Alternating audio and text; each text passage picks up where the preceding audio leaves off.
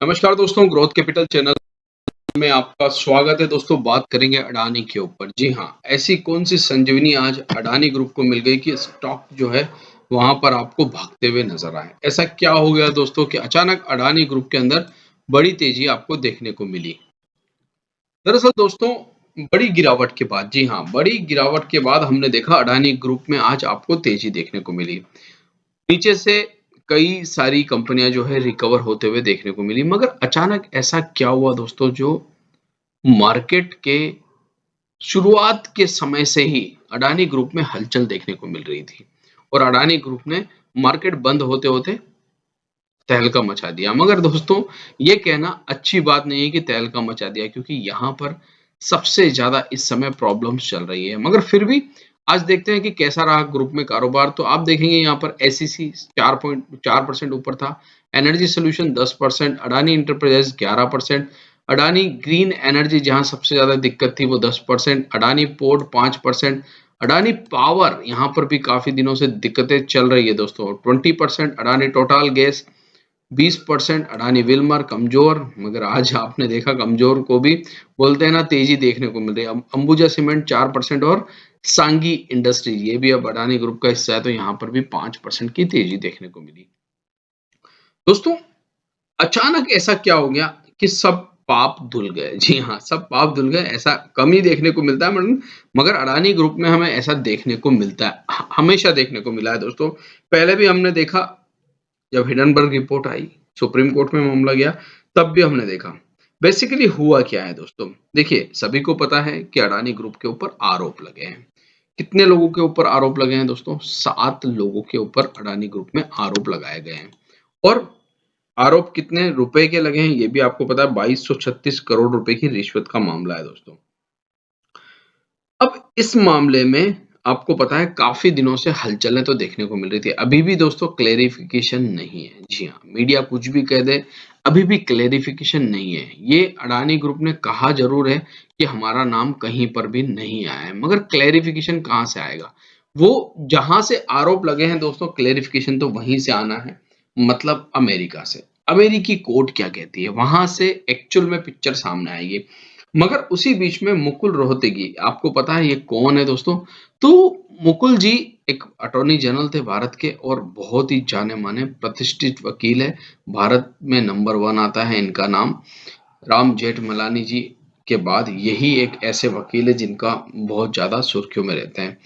तो आपको पता है सागर अडानी, गौतम अडानी, विनीत जैन, इन सभी के ऊपर department of justice, US department of justice ने बड़े गंभीर आरोप लगाए थे। अब अडानी ग्रुप क्या कह रहा है? अडानी ग्रुप कह रहा है कि बेसिकली हमारे ऊपर कोई भी आरोप नहीं है।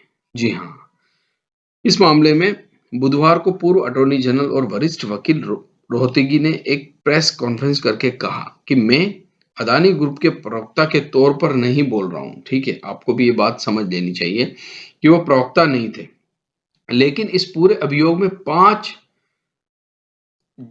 धारा शामिल है, जिसमें एक धारा और सबसे ज़्यादा अहम है, और 2 में गौतम अडानी और उनके भतीजे सागर अडानी पर आरोप लगाए गए हैं, ऐसा कह रहा है। मगर उन्होंने ये कहा है कि गौतम अडानी जी और सागर अडानी जी के ऊपर कोई भ्रष्टाचार के आरोप नहीं लगे हैं। जैसे ही उन्होंने ये बात कही दोस्तों प्रेस कॉन्फ्रेंस में, और अडानी ग्रुप में बड़ी हलचल देखने को मिल गई।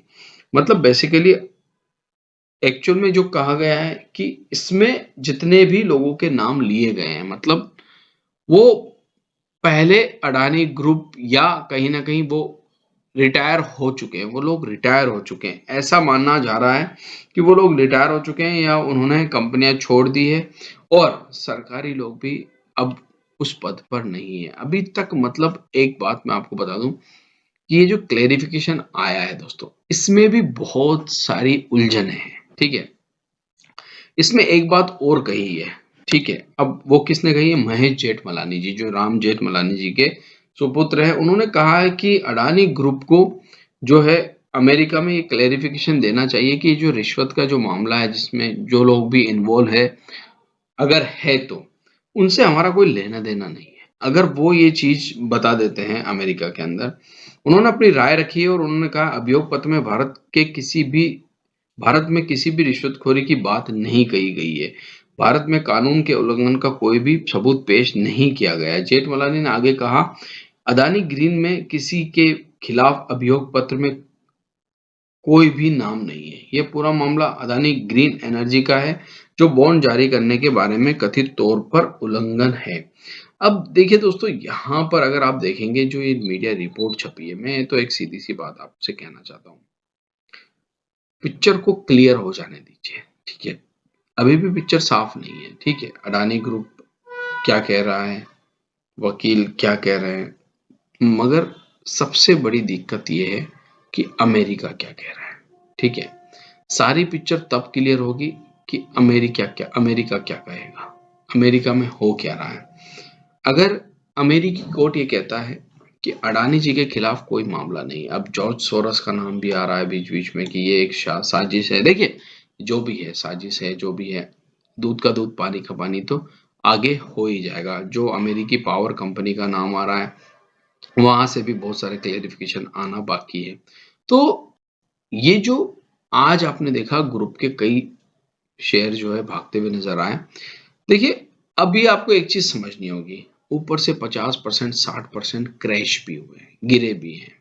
तो 10-20% चलने के बाद अगर आपको ऐसा लगता है कि बहुत बड़ी खरीदारी आई है, तो आज अगर आप एफआईएस डीआईएस के आंकड़े देखेंगे तो कैश में सिर्फ 7 करोड़ रुपए का माल खरीदा है एफआईएस ने, और डीआईएस ने 1300 करोड़। ये डीआईएस की ही खरीदारी थी कि बाजार को ऊपर ले जाया गया। तो यहाँ पर बेसिकली मुझे ऐसा लगता है दोस्तों कि जब तक कोई सही क्लेरिफिकेशन नहीं आ जाता अमेरिका से, तब तक कोई भी आपको जल्दबाजी नहीं करनी है। अब मैं ये बात क्यों कह रहा हूँ, देखिए बहुत सारे लोग बॉटम फिशिंग करना चाहते हैं, बहुत सारी चीजें करना चाहते हैं। तो मैं तो एक ही बात कहूंगा, वैसे तो मेरी किसी भी स्टॉक में खरीदारी और बिकवाली की कोई सलाह नहीं है। याद रखिएगा, वीडियो सिर्फ एजुकेशन के लिए। मगर जो लोग ऐसा करना चाहते हैं उन्हें भी एक चीज को समझ लेना चाहिए कि जब तक कोई क्लेरिफिकेशन अमेरिका से नहीं आता है, ठीक है, तब तक आप किसी भी एक एंगल को सुनकर ये नहीं कह सकते। जैसे आज अडानी ग्रुप की तरफ से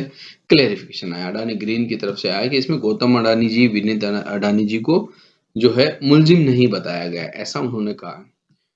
मगर अमेरिका से आपने खबरें तो पढ़ी ही होगी दोस्तों, इनके नाम के वारंट भी निकले हैं। तो वो क्या था, तो उस चीज को भी आपको ध्यान रखना पड़ेगा। अब कई लोग सोचेंगे भारत के खिलाफ साजिश है, ऐसा है वैसा है। देखिए, मैं उन चीजों पे नहीं जाऊंगा, वो पॉलिटिकली जो भी कहना है कहते रहिए। अभी हमें ये सोचना है कि निवेशकों का क्या होगा। हम तो निवेशक है दोस्तों, तो हमें तो अपने बारे में सोचना है। तो फिलहाल अभी इस समय हमें एक चीज पर निगाह रखनी है, वो है अमेरिका से क्या न्यूज निकल के आती है। जो न्यूज वहां से निकल के आएगी वही रिएक्शन सबसे पहले होगा दोस्तों। आज का जो रिएक्शन था, ये एक प्रकार से ये कह लीजिए कि क्रिया की प्रतिक्रिया जो होती है ना, वो थी। अब हम देखेंगे कि आगे अमेरिका से 21 दिन पूरे हो जाने दीजिए, उससे पहले क्या आता है, वो पुख्ता चीज होगी। अगर वहां से कोई गुड न्यूज निकल के आती है तो इस ग्रुप के लिए बहुत बड़ी बात हो सकती है। आशा करता हूँ दोस्तों वीडियो आपको अच्छा लगा होगा। अगर अच्छा लगा है तो प्लीज लाइक जरूर करिएगा। Thank you.